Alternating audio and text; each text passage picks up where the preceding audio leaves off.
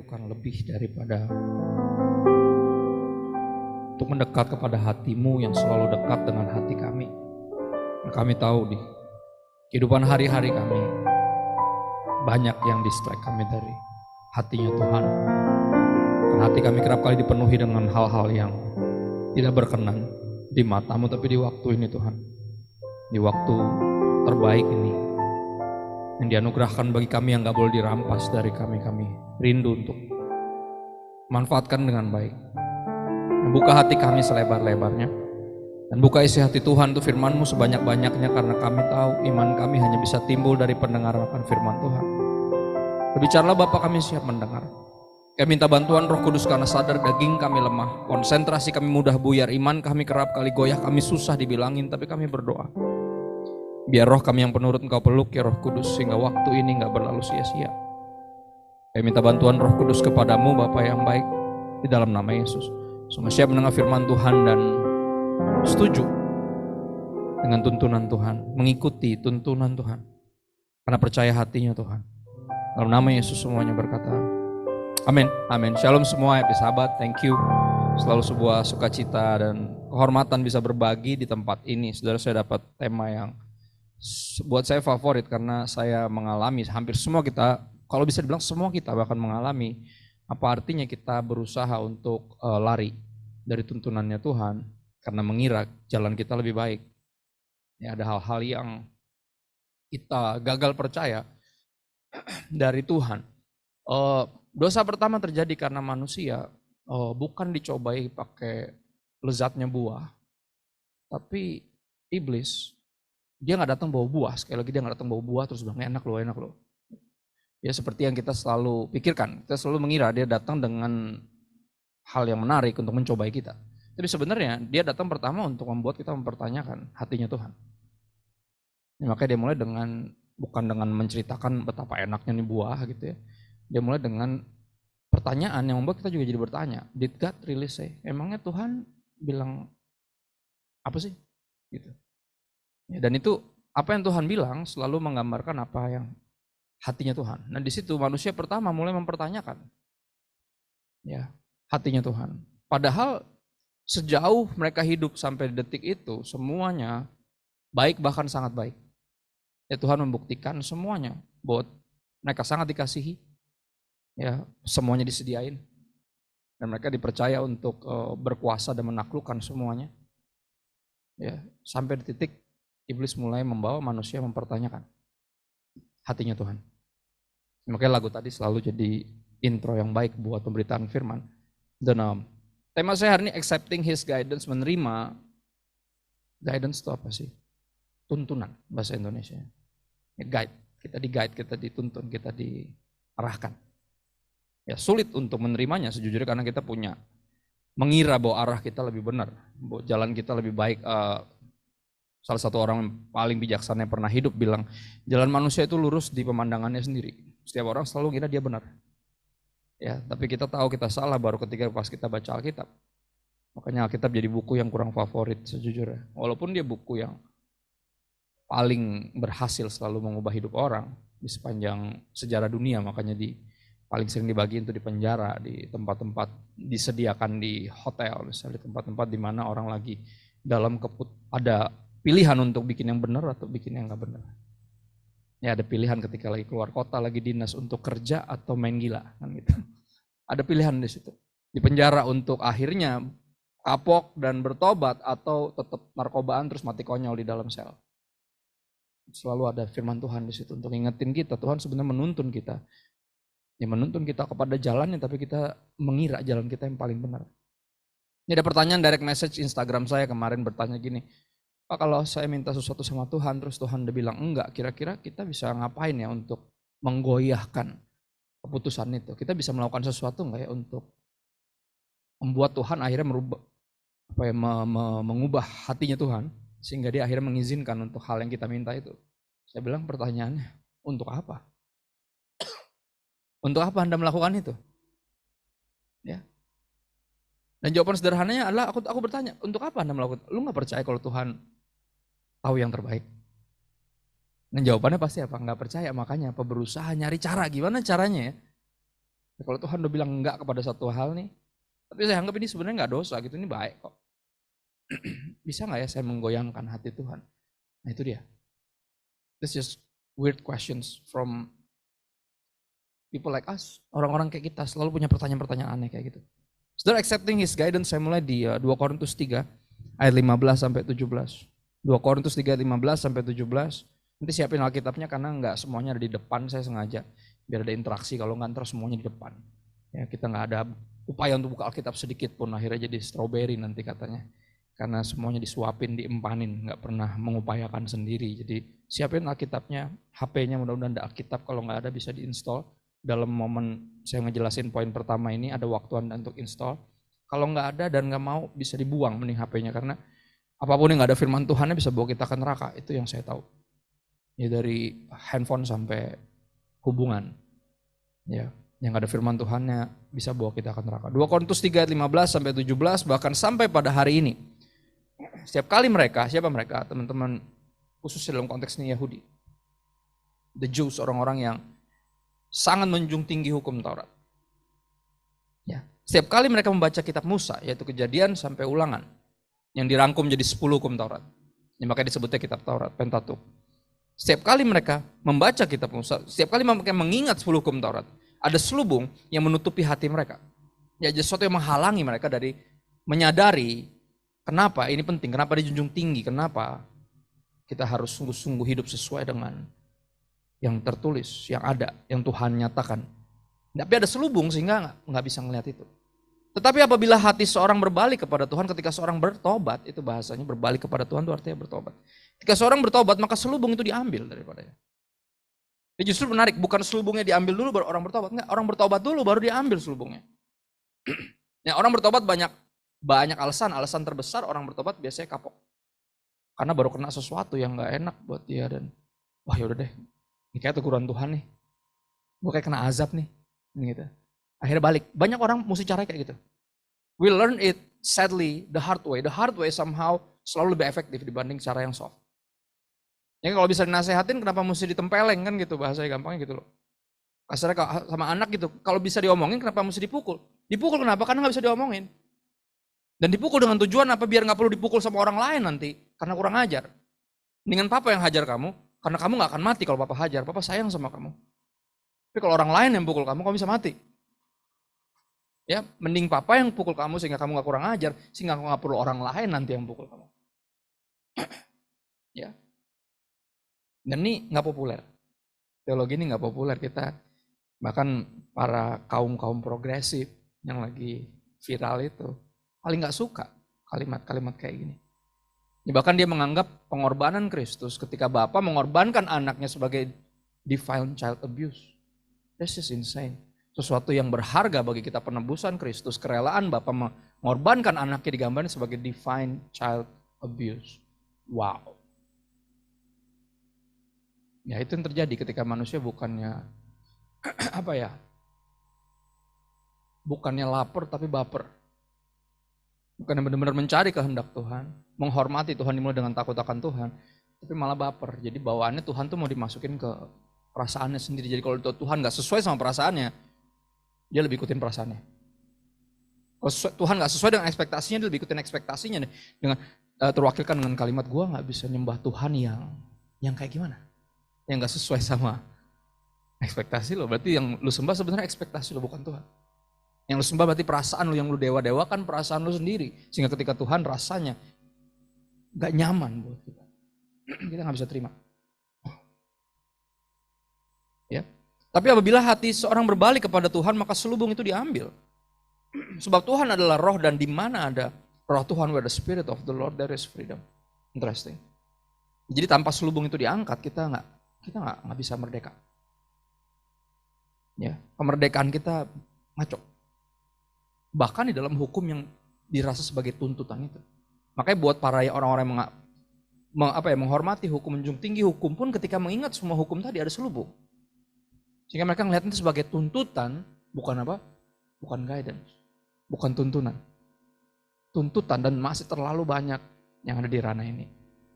Orang Kristen udah belasan tahun, puluhan tahun Kristen udah pelayanan, masih ada di sini selalu. Ya, masih ada selubung. Ketika ngingat hukum Tuhan tuh bawaannya kayak, gue Kristen lagi. Ya, kalau gue gak Kristen kamu gue balas kalau gue dijahatin gitu. Ya, udah gue Kristen lagi pengen gue tampol tuh sebenarnya tuh orang tadi. Lihat.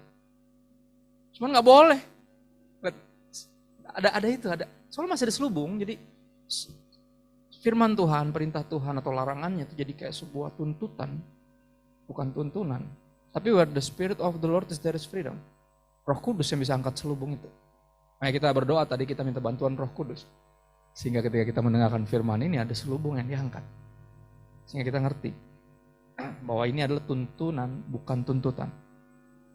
Ini kuncinya ada di sini. Pegang ini aja. Bawa pulang ini nanti. Karena ini aja akan memerdekakan kita. Ya. Galatia 5 ayat 18, makanya ada ayat seperti ini. Akan tetapi jikalau kamu memberi dirimu dipimpin oleh Roh. Memberi diri artinya berdasarkan kerelaan atau karena tuntutan? Enggak, berdasarkan kerelaan. Memberi diri kok. Enggak diharuskan. You don't have to, but you ought to. Bukan harus tapi pengen. Ya, memberi diri. Akan tapi jikalau kamu memberi dirimu dipimpin oleh Roh, accept His guidance, bahasa tema kita, maka kamu tidak hidup di bawah hukum Taurat. Nah, apakah artinya bebas ngapain aja? Roma 6 ayat 15 katakan bukan itu. Orang ada yang dengar kalau tidak hidup di bawah hukum Taurat artinya bebas ngapain aja. And that's the false meaning of freedom. Yaitu itu kemerdekaan yang salah, kebebasan yang salah. Karena kebebasan dunia ini itu yang terjadi, bebas ngapain aja karena nggak hidup di bawah hukum Taurat. Hukum Taurat asik banget, bebas ngapain aja. Oh, di Kristen gitu ya, namanya Christian liberty. Mau dong, gue juga pengen bebas ngapain aja. Ini beberapa teman saya yang ateis saya dapati bukan karena mereka sulit percaya keberadaan Tuhan, tapi mereka sulit terima bahwa ada Tuhan. Karena mereka mau jadi Tuhan, makanya nggak pengen masuk agama mana-mana karena semua agama ada aturannya. Kalau jadi ateis enak, nggak ada yang ngatur-ngatur. Itu sebenarnya idenya bukan masalah moral, bukan masalah logis, bukan. Tapi lebih ke situ, lebih ke nggak mau diatur aja. Tapi banyak dari kita yang kayak gitu loh, Kristen tapi ateis. Jadi ketika dengerin gini-gini seneng. Hah? Gak hidup di bawah hukum Taurat. Yes. Asik banget. Gue bebas ngapain aja terus masuk surga ntar kalau gue mati. Tapi bukan gitu konsepnya. Roma 6 ayat 15. Berada di bawah hukum Taurat tapi di bawah kasih karunia sekali-kali apa? Tidak. Dia nanya sendiri, dia jawab sendiri. Apa sih artinya gak hidup di bawah hukum Taurat? Nah ini sesuatu yang Anda mesti tangkap karena gak ada di Alkitab dalam artian secara literal, secara hurufiah gak ada. Tapi ini secara penalaran kita harus baca Alkitab tentunya pakai apa? Untuk termasuk pakai ini. Ya, love the Lord your God with all your mind salah satunya. Ya, saya belajar dari heritage Pentecostal dan bergereja di sebuah gereja karismatik selalu bawaannya baper, bawa perasaan. Jadi perasaan mulu ini jarang dipakai. Selalu dirasa-rasa. Jadi ketika Tuhan gak sesuai sama perasaan saya nggak terima. Makanya mesti baca Alkitab biar apa? Biar perasaannya dikonekin sama ini ya. Ini juga dipakai. Ya, dan ini yang terjadi di bawah hukum Taurat itu artinya apa? Hukum Tauratnya di mana kalau kita di atas? Seperti sesuatu yang membebani. Tapi kalau nggak hidup di bawah hukum Taurat, berarti hukum Tauratnya di mana? Di bawah. Bukan buat diinjak-injak, sembarangan hidup, menerabas semua peraturannya Tuhan, bukan. Tapi untuk menuntun firman-Mu. Pelita bagi kakiku, terang bagi jalanku. Itu artinya firman di bawah kita. Bukan buat injak-injak, tapi untuk menuntun. Sehingga kita tahu mesti lewat mana. Mesti kemana. His guidance, tapi sekali lagi mesti diterima dulu. Karena banyak yang gak terima. Banyak yang masih ngerasa ini sebuah tuntutan, masih hidup di bawah hukum Taurat. Rasul Paulus bilang kalau kau memberi dirimu dipimpin oleh Roh, kau akan menyadari selubung itu akan diangkat. Lo akan menyadari bahwa ini bukan tuntutan, tapi ini tuntunan. It's for your own good. Yeah. God is all about Himself. Tuhan itu tentang dirinya sendiri. Makanya kita apa semuanya, bahkan dalam doa Bapa kami, semua poin selalu menuju kepada kemuliaan Tuhan. Karena ini bukan tentang kita. Ya dunia ini bilang ini tentang kita. Makanya dunia ini berlawanan. Makanya di Roma 12, 2 bilang jangan jadi serupa dengan dunia ini. Karena dunia ini is about me, myself and I. Tapi anak-anak Tuhan semua dari Dia, oleh Dia, untuk Dia. Bagi Dialah kemuliaan sampai selama-lamanya. Soli Deo Gloria. Ada perbedaan mendasar sama anak-anak Tuhan dengan orang dunia. Yang jadi sama kayak dunia ini. Tapi ini yang menarik. Walaupun God is all about Himself. but He is for us. Dia buat kita. Ini sebagai ayah dari 3 orang anak, saya tahu apa artinya punya hati Bapak. Karena saya punya anak. Dan kalau saya yang jahat aja, have the best intentions for my kids. Apalagi Bapak yang di sorga.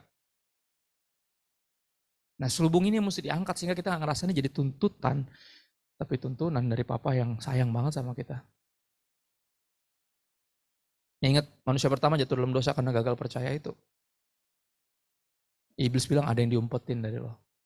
Dia tuh gak pengen lo jadi kayak dia. Makanya gak boleh makan tuh buah. Padahal apa ada yang diumpetin atau ada yang dilindungi manusia darinya dari apa? Maut. Bukan diumpetin. Lo dilindungin. Tapi gagal percaya karena ngerasa diatur-atur gak suka. Ya, semua buah di taman ini boleh dimakan. Semua pohon di taman ini buahnya boleh kamu makan. Artinya ada kebebasan di situ. Tapi terbatas karena yang ini gak boleh. Gak suka, manusia itu pengennya gak terbatas. Akhirnya alih-alih atas nama kemerdekaan bukan merdeka malah jadi budak. Ya kan semua kita diperbudak dosa karena pilihan kita sendiri. Gak ada dari kita yang diperbudak pilihan orang lain. Semua kecanduan kita kan kita yang pilih sendiri. Ada momen di mana kita belum kenal kopi kan. Ada momen di mana kita belum kenal kopi, bisa mikir tuh sebelum ngopi, bener gak? Tapi kenapa tiba-tiba gara-gara udah kecanduan kopi, ini yang terjadi. Gue belum ngopi nih, belum bisa mikir gue belum ngopi. Nah itu dia tuh. Siapa yang bikin? Lu sendiri. Ya kan? Ada yang kecanduan sama seks. Dulu ada momen di mana kita belum mikirin seks. Tapi somehow sekarang kayaknya gak bisa. Itu tidak terhindarkan. Ya itulah kenapa kita yang milih sendiri. Ya. Lukas 15 adalah penggambaran yang paling menarik dari cerita ini. Ya, seorang ayah punya 2 orang anak. Anda ingat kisah itu? Yang satu nurut sama papanya. Yang satunya ngerasa dibatasi. Makanya dia di satu hari dia bilang nih, "Pah, gue minta warisan yang bagian gue dong." Padahal bapak belum mati. Wow, kurang ajar banget. Tapi ya bahasa Yunaninya cengli. Ya adil-adil aja, emang dia bagian dia kok ya kan. Cuman timingnya aja, cuman kan gak sopan gitu loh. Bapak lu belum mati, lu udah minta warisan lu duluan. Walaupun ntar juga ujung-ujungnya buat lu juga. Cuman gak kayak gitu, itu yang sering kali terjadi. Kita selalu ngerasa Tuhan tuh telat. Ya kan dosa tuh kerap kali apa kita melakukan yang belum boleh dilakukan. Sebenarnya boleh nanti, kalau udah married. Ya gak? Semuanya selalu mempercepat itu, karena selalu ngerasa, lama. Udah sini bagian gue mana deh. Ribet amat, mesti berproses. Ujung-ujungnya juga ntar buat gue, udahlah. Itu yang terjadi. Akhirnya apa, saya yakin dia pasti merengek, makanya dikasih. Karena papanya tahu, ini anak belum siap sama sekali. Ini pasti nggak lama pasti habis nih. Itu loh, dia belum siap sama sekali. Tapi akhirnya karena merengek ya udah. Nah kita mencatat kalau dibagi warisannya artinya yang kakaknya juga dapat. Dan menurut peraturan Yahudi, Koko tuh dapat 2 kali dari adiknya, 2 kali lebih banyak. Double portion, makanya kita kenal itu. Ada istilah-istilah karismatik tentang hal itu. Terus siapa yang rindu mendapatkan double portion? Semuanya langsung pengen. Karena semuanya pengen jadi kaya. Sugihan, bukan Kristen. Ya, double portion, pengen. Double portion di sini menarik adalah apa? Anak ini akhirnya pergi nih, yang bungsu pergi. Kenapa pergi? Baru berfoya-foya, sederhana. Biar keluar dari kungkungan bapaknya. Kalau ada bapaknya nggak bebas dia. Ya. Kalau dia habisinnya di tempat dia tinggal, orang-orang juga tahu, ini mah duit bapak lo. Dia nggak bisa petantang-petenteng kan. Tapi kalau keluar kota kan orang nggak tahu. Gila, masih muda udah kaya banget ya. Gokil, padahal itu duit bapaknya. Makanya dia keluar kota dulu biar bebas. Ya, makanya kalau di kehidupan sehari-hari tuh banyak orang yang ketika pas mau kuliah tuh sosok mau ngekos. Gila. Pada rumahnya nggak jauh dari kampus.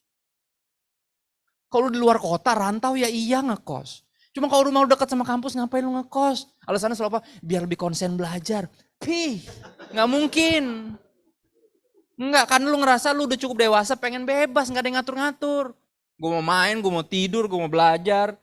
Terserah gue dong, kan gue udah gede, itu dia. Ya kan, itu kenyataannya kok. Rumah deket kok. Ya, rumah deket kok mau ngekos mana.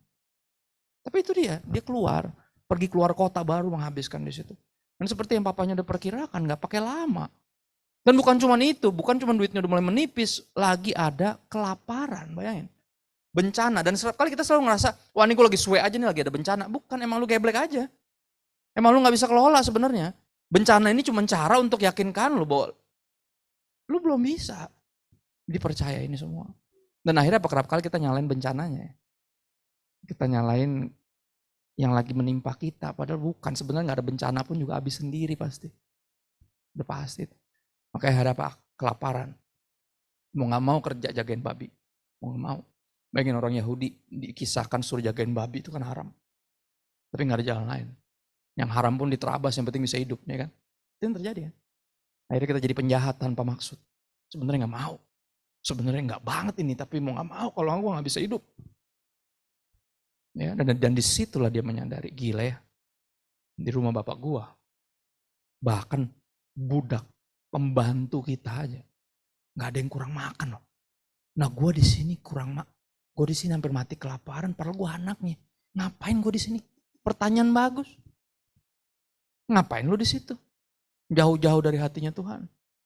Jauh dari hadiratnya Tuhan. Lu kan punya rumah. Ngapain lu keluar? From the guidance of God. Why you run away? From His hand. What for? Freedom? Ya, dan kisah itu selalu jadi membuka mata buat kita. Tapi ini yang menarik adalah apa? Ironisnya lebih parah lagi. Di kisah ini anak yang hilang akhirnya pulang karena kena azab. Menyadari, ya gue perlu bapak gue, gak ada yang lebih mengasihi gue daripada bapak gue. Tapi anak yang sulung malah justru yang gak mau masuk rumah. Kisah ini horor sekali. Twistnya ngaco banget. Dan ditutup gitu aja. Nggak dibilang dan anak yang sulung akhirnya ya udah deh pak masuk, enggak. Langsung selesai. Biar apa? Biar kita mikir sendiri. Biar kita ambil pilihan sendiri abis itu. Gue mau masuk gak nih ke hatinya Tuhan, atau gue ngerasa gak terima. Gue udah nurut selama ini sama lo. Tapi lo gak pernah pestain gue. Yang datang anak lo tuh, yang durhaka itu.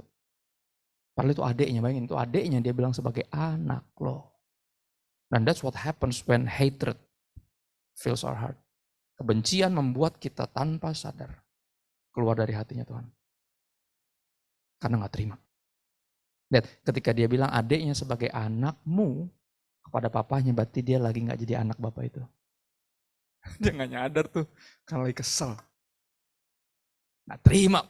Gue selama ini gak pernah ngelawan lu, gue selalu nurut lu, gak pernah pestain gue. Bagian balik anak lu tuh yang gak tahu diri, yang durhaka itu. Yang udah sia-siain semua. Lu pestain dia.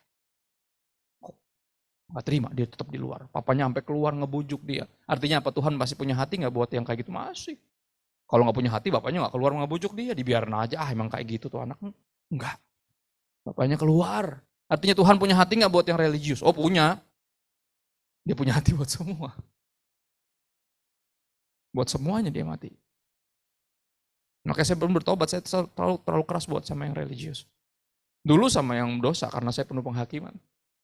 Tapi ketika penghakiman udah diangkat, saya dipenuhi dengan suudzon. Sama yang agamawi, saya paling gak terima sama orang-orang yang sok suci. Dan akhirnya apa? Pendulum swing. Akhirnya saya, hatinya Tuhan yang sini dapat, yang di sini saya kehilangan sama aja. Makanya di Mazmur 119 ayat 77 ada ayat yang sangat indah. Dari orang yang udah diangkat selubungnya. Dia bilang gini, biarlah rahmatmu, may your grace, sampai kepadaku supaya aku hidup. Ingat, kita hidup hanya karena anugerah Tuhan. Bukan karena kelayakan kita. Bukan karena pencapaian kita. Anugerah Tuhan. Ya. Biarlah rahmatmu sampai kepadaku, supaya aku hidup. Sebab Tauratmu adalah kegemaranku. Bayangin, peraturannya Tuhan jadi hobinya dia. Hal yang paling dia suka. Wow. Kok bisa? Karena selubungnya udah diangkat. Karena semakin kita baca, semakin kita tahu kita tuh disayang banget. Makin diyakinkan, gue tuh disayang banget sampai gue gak boleh berzina. Gila gak tuh? Sampai gue harus menghormati orang tua gue. Sampai gue gak boleh mencuri. Ya gak boleh fitnah orang, mengucapkan saksi dusta tentang sesamamu. Sampai gue gak boleh, gak diizinkan mengingini milik sesama. Karena kalau terus gue lakukan itu, gue gak akan pernah bisa bersyukur. Gue gak akan tahu apa itu cukup. Ya, jarang loh orang yang bersyukur karena gak boleh berzina. Orang Kristen bersyukur itu. Ya bukan kita nggak boleh berzina, kita emang nggak perlu berzina dan mestinya emang nggak mau berzina. Karena itu bukan buat kebaikan kita. Ya tapi apa selubung mesti diangkat. Saudara ada satu quotes yang Anda mesti pegang, mungkin bisa di screenshot. Peraturan dibuat untuk melindungi. Siapa yang setuju itu? Ya kenapa orang naik motor pakai helm? Menghalangi kebebasan padahal loh, sejujurnya. Kita udah beli motor gede-gede, ya kan? Terus pakai helm. Nggak kelihatan yang punya. Orang kan kalau pakai helm mukanya sama aja. Kayak helm semua. Dan menghalangi kalau rambutnya panjang gitu ya. Kalau saya udah mulai berkhianat rambutnya. Udah nggak bisa. Kalau zaman dulu rambut saya panjang, saya pengen bisa mengekspresikan. Asik. Ya kan? Naik motor sambil terbang-terbang gitu loh. Kelihatan gitu kerennya gitu loh. Pakai helm kan nggak kelihatan siapa juga gitu loh. Ya kan? Akhirnya apa saya rasa dulu helm sebagai menghalangi kebebasan saya untuk berekspresi gitu loh. Ya, tapi kalau saya sungguh-sungguh merenungkan, kita naik motor disuruh pakai helm biar kalau jatuh nggak kepecah palanya, benar nggak? Sebenarnya tujuan buat melindungi, bukan untuk membatasi, bukan untuk mengatur ya pala-pala gue suka-suka gue dong, motor-motor gue suka, ya suka-suka lu sih, helm lu juga suka-suka lu mau dipakai mau enggak ya kan? Tapi kan tujuan utamanya dibuat peraturan untuk melindungi, yang orang tua dari anak-anak pasti tahu banget, ya karena emang itu tujuannya, bukan karena menghalangi kebebasan lu. Bukan karena nggak bisa lihat lu seneng, karena itu yang terjadi dulu ketika diatur-atur sama orang tua. Nggak bisa lihat orang seneng. Ya. Pulang jangan malam-malam, kayak nggak pernah muda aja lo lihat dalam hatinya tuh itu. Ya, selalu ngelihat selalu peraturan sebagai apa? Sesuatu yang membatasi. Padahal dibuat untuk melindungi. Ya. Ada yang masih belum setuju juga. Harusnya udah setuju semua. Oh iya juga ya. Ya. Peraturan dibuat untuk melindungi. Oke, pertanyaannya adalah siapa yang mau dilindungi Tuhan? Semua kita, maka kita berdoa tiap hari Tuhan jagain ya, biar bisa nyampe dengan selamat, pulang dengan selamat, biar nggak kenapa-napa. Lihat, karena kita semua rindu dilindungi, tapi berapa banyak yang mau diatur? Ayo, berapa banyak yang accept His guidance? Dan ini sekali lagi perlu Roh Kudus untuk angkat selubung itu, sehingga kita bisa melihat peraturan Tuhan di sesuatu yang sangat indah, yang bikin Raja Daud nggak bisa tidur, saking serunya. Saking bersyukurnya Tuhan, thank you ya gue. Gak boleh gini, gak boleh gitu, harus gini, harus gitu. Ini banyak dari kita yang merenungkan Injil dan mensyukurinya tentunya. Injil, pengorbanan Kristus. Saya udah banyak yang merenungkan perintah dan larangan Tuhan dan bisa bersyukur.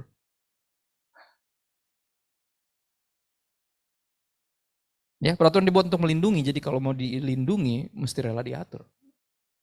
No debat. Nggak ada jalan lain. Ya. Saudara, ada 2 ayat yang saya rindu kita baca.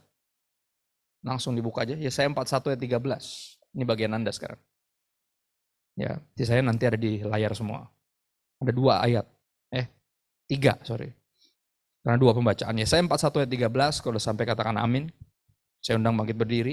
Ini di gereja-gereja zaman dulu nih kalau baca Alkitab tuh berdiri. Dibacain bareng-bareng. Kenapa? Kata untuk menghormati firman Tuhan. Tapi di gereja masa kini jarang dilakukan. Ya, saya melakukan ini sebagai minimal karena sebenarnya menghormati firman Tuhan bukan cuma baca bareng-bareng di Alkitab di gereja sambil berdiri atau di komunitas sambil berdiri, tapi menghidupi firman itu, menjalankannya, itu menghormati firman. Kalau cuma dibaca rame-rame memang nggak ada ini, tapi minimal dibaca rame-rame dulu lah. Ini kita hargai, kita berdiri karena kita menghormati. Biasanya ada orang yang masuk misalnya acara, tiba-tiba CEO-nya datang, pasti semuanya berdiri. Kan gitu, menghormati dia. Ya kita hormati Tuhan. Yesaya 41 ayat 13, 1, 2, 3. Sebab aku ini Tuhan Allahmu, memegang tangan kananmu dan berkata kepadamu, don't be afraid, janganlah takut, akulah yang menolong engkau. Satu lagi di Mazmur 80 ayat 18 sampai 19. Ingat tangan Tuhan memegang tangan kita dan dia bilang jangan takut, akulah yang menolong engkau. I am your God. Ya, berarti digandeng. Bahasa gitu ya, digandeng ya. Benar ya, dipegang tangan tuh gitu. Mazmur 80 ayat 18 sampai 19. Udah nyampe katakan amin, kalau belum saya tunggu. Mazmur 80 ayat 18 sampai 19, kiranya tanganmu melindungi orang yang di sebelah kananmu. Anak manusia yang telah kau teguhkan bagi dirimu itu. Maka kami tidak akan menyimpang daripadamu. Biarkanlah kami hidup, maka kami akan menyerukan namamu. Ya, saudara silakan duduk lagi. Dia pegang tangan kanan kita pertama untuk apa? Menolong kita. Yang kedua untuk apa? Supaya kita nggak menyimpang, dia melindungi. Ingat biar nggak menyimpang berarti nggak went astray, nggak ngacir kemana-mana, dilindungi. Digandeng, artinya dituntun apa dituntut? Dituntun. Tuntunan terlihat sebagai tuntutan ketika kita apa? Ngelawan. Itu yang terjadi. Anda pernah lihat orang gandengan? Terus yang satunya kelihatan kayak mau kemana tahu. Ya, enggak. Lihat kelihatan jadi berantem, kenapa? Karena yang satunya mau keluar dari jalur. Situ bilang enggak, sini. Dan akhirnya kelihatan jadi kayak abuse. Ini kayak pacaran yang toksik. Karena udah mulai controlling. Nah itu dia. Ya, kata-kata itu tuh akhirnya apa, Tuhan ketika dia lagi guide. Ya, sekali lagi yang progresif bilang itu dia lagi controlling. Hah? Gimana? Enggak, jalan dia tuh yang benar. Kalau dia tahan kita dari keluar dari jalur, itu bukan controlling. Itu kasih. It's love. Tapi kelihatannya jadi apa, dipaksa. Kenapa? Karena kitanya mau keluar jalur. Ya, tuntunan akan tetap tuntunan, kan jadi rasa tuntutan kalau kitanya nggak ngelawan. Itu loh. Orang pacaran lagi sayang-sayangan tuh gandengan tuh mesra. Cuma kalau lagi berantem kan satunya jadi kayak kan gitu. Ya gak? Jadi kayak wah toksik nih pasti nih. Ini kayaknya pacarannya abusive. Oh enggak. Emang lagi geblek aja pacarnya gitu loh. Dia mau enggak ke sono. Ya gak? Kita ketawa tapi kita ngetawain diri kita sendiri karena itu yang kerap kali terjadi. Yang kita kelihatan jadi kayak dituntut sama Tuhan dan ngerasa dituntut. Karena kita yang ngelawan. Kalau kita nggak ngelawan, ini tuntunan kok. Orang digandeng kok. Apa yang kurang mesra lagi dari digandeng? Cuman berasanya kalau bahasa Jawa itu dicancang. Atau dicancang. Kayak anjing dikasih rantai, itu rasanya. Pengen ke sono ditarik. Bener kan? Kayak anak kalau udah mulai bisa jalan kan, karena rusuh banget lari-lari, biasanya ditaruh di kain pakai kayak itu tuh. Jadi biar kemana tarik. Dulu anak saya laki 2. Wah, sampai kayak gitu loh. Tarik karena ngacur kemana tuh, tarik lagi. Abusive? No, that's love. Ya. Saudara, kita habisin waktu kita di sini di Roma 6 ayat 17 sampai 18, ada di depan semua yang kali ini Anda nggak perlu buka. Dan 20 sampai 23. Saudara, bebas ngapain aja bukan kemerdekaan. Bebas ngapain aja yang bikin kita nggak menyadari, yang bikin kita ngelihat bahwa guidance ini sebagai tuntutan. Tapi harus juga sama. Harus gini nggak boleh gitu juga rasanya sebagai tuntutan kalau Roh Kudus belum menginsafkan kita, kalau selubungnya belum diangkat. Tapi aku berdoa biar apa yang aku jelasin tadi secara sederhana bisa ngebantu kita. Oh ya, berarti bebas ngapain aja bukan, dan harus juga bukan gitu rasanya. Harus, mestinya kita menyadari ini kita lagi dituntun for our own good. Dan ini yang terjadi di Roma 6 ayat 17 sampai 18, terus 20 sampai 23. Tapi syukur kepada Tuhan, dahulu memang saya adalah budak dosa. In the name of freedom. Ya, gue dulu berakhir di kandang babi. Karena pengen keluar dari guidance, bapak gue pengen bebas dari ikatan, ya, bapak gue. Ya, akhirnya ketika otoritasnya kita hindari, kita lari dari otoritas, makanya fasilitasnya juga nggak ada gitu loh. Karena fasilitas sama otoritas nyambung. Ya ini kita suka nggak sadari. Pas jadi anak tuh kita nggak sadari. Ya, fasilitas sama otoritas tuh nyambung. Jadi kalau pengen fasilitas nggak mau otoritas ya berantakan pasti. Kalaupun dikasih sesuatu pasti habis sendiri, nggak jelas. Syukurlah kepada Tuhan, dahulu kau memang budak dosa, tapi sekarang ada perbedaan itu. Ketika selubungnya udah diangkat, sekarang kamu dengan segenap hati, lihat, dari dalam dirimu sendiri, karena mau, bukan karena harus. Apa? Telah mentaati pengajaran yang telah diteruskan kepadamu. Tiba-tiba sekarang baca Alkitab bukan jadi sesuatu yang menyebalkan, tapi sesuatu yang seru.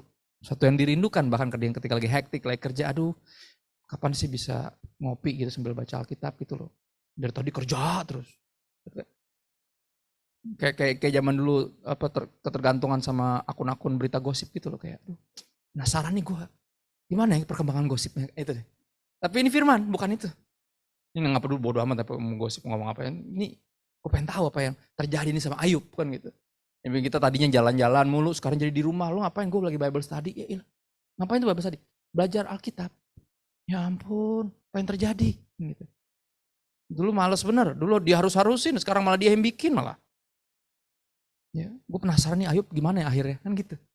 Karena minggu lalu bersambung, sampai segitunya loh. Ayat 18, kamu telah dimerdekakan dari dosa dan jadi hamba kebenaran. Tadinya budak dosa, sekarang jadi hamba Tuhan. Kebenaran bicara tentang Tuhan. Ya, itu yang terjadi ketika kita udah dimerdekakan. Kita yang tadinya harus, jadi pengen. Kayak pas dulu kita jadi budak dosa, nggak ada yang harusin kita. Ya nggak ada yang suruh kita ke neraka atau tentukan kita untuk berakhir di neraka. Hell is free will. Neraka itu kehendak bebas, nggak ada yang perlu dipaksa masuk neraka. But heaven is God's will. Tapi sorga itu kehendak Tuhan. Dan kita mesti accept His guidance untuk bisa berakhir di hatinya. Ya kan? Siapa yang setuju sorga itu hatinya Tuhan? Makanya apa? Kalau nggak ngampunin, Tuhan nggak ngampunin, nggak akan berakhir di sorga. Ya kan? Ada yang bilang gitu kan di ujung dari doa Bapa kami. Barang siapa tidak mengampuni dosa, tidak memaafkan sesamanya, Tuhan juga nggak bakal ngampunin dia. Kita bisa masuk sorga karena kita diampuni sama Tuhan. Dan kalau kita nggak mau ngampunin, kita nggak diampunin sama Tuhan, nggak berakhir di sorga. Kenapa? Ya karena ngapain juga lu masuk sorga kalau nggak nyambung sama sorga. Nah, makanya apa kita seperti dituntut rasanya untuk mengampuni di sini. Kenapa? Karena nanti di sorga Anda bisa nggak betah kalau ternyata yang Anda bete itu ternyata masuk sorga gitu loh. Saya ulang lagi nih, belum nangkap nih. Oke? Anda nih gagal nih ngampunin orang di bumi. Terus masuk sorga nih. Di depan pintu pendaftaran ulang nih, anggap nih ini pendaftaran ulang tuh ada pintunya di belakang nih. Ya kan? Ditanya tuh sama hakimnya, Kristo apa yang membuat kamu berasa layak masuk sini? Oh karena engkau sudah mati bagiku. Sedap. Nyanyi dia. Ya, sejauh timur dari barat engkau buang dosaku. Ya gue udah tahu ya. Jawabannya bagus, 100. Anda berhak masuk sini. Karena Anda menyadari anugerah Tuhan yang mampukan kau masuk sini. Pintunya kebuka dikit. Ternyata pintu surga. Tiba-tiba lu ngelihat orang yang lu bete. Ada di dalam. Enggak jadi. Enggak, gue gak mau ke sini. Enggak ada yang lain gitu surganya. Ya, enggak. Kenapa lu? Enggak, gue gak mau masuk kalau ada dia. Ngeri loh. Tapi itu kisah anak yang sulung itu. Dia gak mau masuk kalau ada adanya. Enggak, dia keluar gara-gara adanya dipestain kok. Saudara pernah ngebayangin gak? Kalau ternyata orang yang Anda bete, ternyata berakhir di surga. Ya kan? Ketidaksampaian kita kepada hatinya Tuhan. Membuat kita gak bisa masuk sana. Bukan gak bisa, gak mau. Gak sudi gue berbagi. Enggak. Bukan surga namanya kalau ada dia. Ngeri bener. Ngeri bener gak? Nah makanya apa? Ketika disuruh ngampunin, accept His guidance. It's for you. It's for you. Untuk mengingat bahwa lu juga udah diampunin. Kalau tuh ketika lagi menuntut, ketika lagi kepahitan, menolak mengampuni orang, dia tuh lupa bahwa dia diampunin. Nah itu yang buat apa hatinya pahit. Hati yang pahit gak bisa menghasilkan penyembahan yang manis. Makanya ketika lagi nyembah Tuhan, lagi pelayanan, pas lihat orang itu, langsung fales hatinya. Ngapain sih dia di sini? Gitu. Dia lagi yang WL, amit-amit kan gitu. Gue pindah gereja, itu yang terjadi. Nah kalau dia di sorga gimana? Nggak ada ruangan lain kata Om Petrus, ada sih tapi panas mau. Cuma ada 2 soalnya smoking sama non smoking, kan ruangan cuma ada 2. Sorga sama neraka, pendeta zaman dulu suka bilang kayak gitu. Berasap dan tidak berasap, oh enggak lah. Ya kan di sorga juga ada asap juga. Yang dari bawah naik ke atas asapnya. Jadi bawah akan melihat bahwa ternyata harusnya gue nurut sama dia. Tapi yang di bawah percayalah gak akan ada yang pengen nurut. Cuma nyesel karena berakhir di neraka aja. Ya, bukan karena pengen nurut sama Tuhan, bukan. Tapi surga bukan tempat buat orang yang takut masuk neraka. Atau perlu dipaksa untuk taat sehingga bisa masuk neraka. Surga tempat buat orang yang bersyukur karena mereka telah dimerdekakan dari dosa. Dan dengan segenap hati menjadi hamba kebenaran. Enggak, bukan karena harus tapi karena mau. Ayat 20. Sebab waktu kamu budak dosa, kamu bebas dari kebenaran, dan buah apa yang kamu petik daripadanya. Semuanya itu menyebabkan kamu merasa malu sekarang karena kesudahan semuanya itu ialah apa? Kematian. Enggak ada dosa yang bisa dibanggain di kemudian hari. Selalu disesali. Dan sebaliknya juga sama. Ya. Sebaliknya enggak ada ketaatan yang perlu disesali. Saya belum pernah ketemu orang yang nyesel karena dia taat. Belum pernah. Selalu nyesel karena dia enggak taat. Aduh tahu gitu gue dengerin bapak gue. Tahu gitu gue dengerin cewek gue. Tahu gitu gue dengerin istri gue. Tahu gitu gue dengerin pendeta gue. Tapi sekarang setelah kamu dimerdekakan dari dosa dan setelah kamu jadi hamba Tuhan, jadi hamba kebenaran. Ya, menarik. Kamu beroleh buah yang membawa kamu pada pengudusan dan sebagai kesudahannya ialah apa? Hidup yang kekal. Sebab upah dosa ialah maut, tapi karunia Tuhan ialah hidup yang kekal dalam Kristus Yesus Tuhan kita. Ya, sekali lagi quotes ini bisa dimunculin tadi udah dibuat. Tidak ada dosa yang bisa dibanggakan dan tidak ada ketaatan yang perlu disesali. Jadi kalau Anda mau hidup tanpa penyesalan, taat sama Tuhan seberat apapun. Saya belum pernah ketemu orang yang taat sama Tuhan terus menyesal. Belum pernah. Ya. Dan seperti apa kehidupan yang orang-orang yang menerima tuntunan Tuhan, karena menyadari itu bukan tuntutan tapi itu tuntunan. 1 Petrus 2 ayat 16 nih ayat terakhir kita.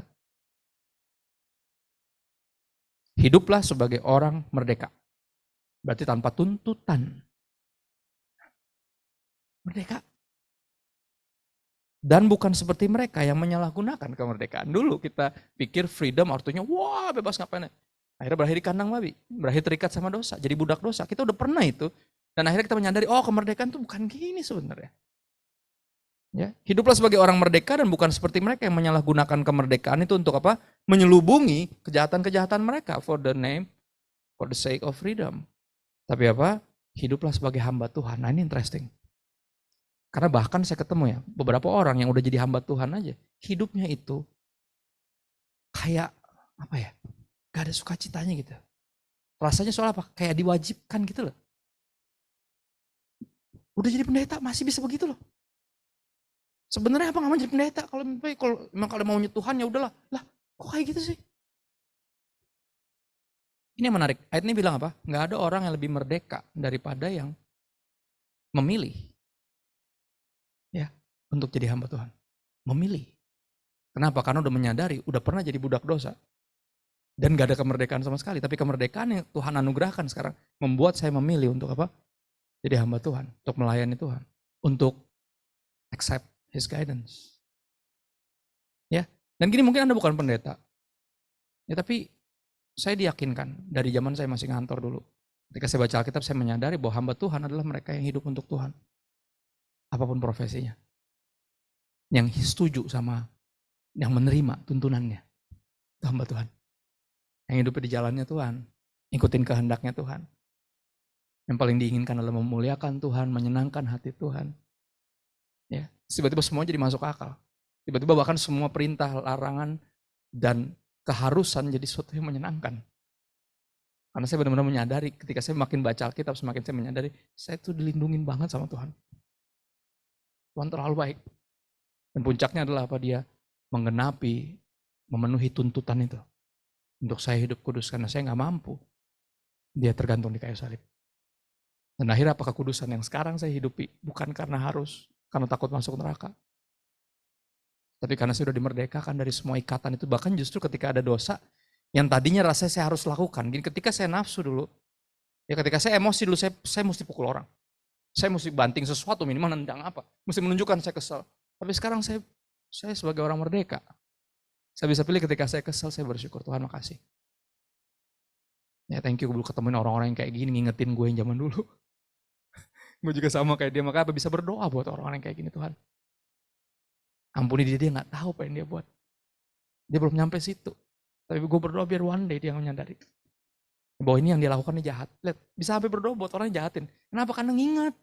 Gue juga dulu kayak gitu.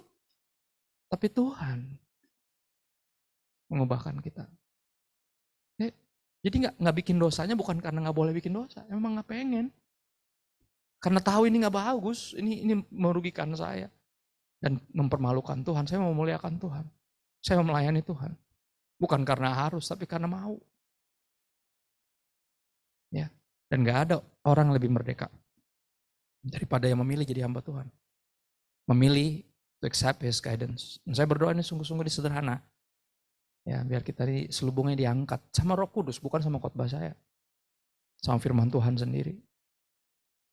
Ya, jadi hati ini tuh bersukacita dan bersyukur. Bukan pahit. Jadi semua penyembahannya manis. Dan semua kebaikan Tuhan bisa dirasa manis. Saudara, bagi orang yang terpaksa hidup buat Tuhan.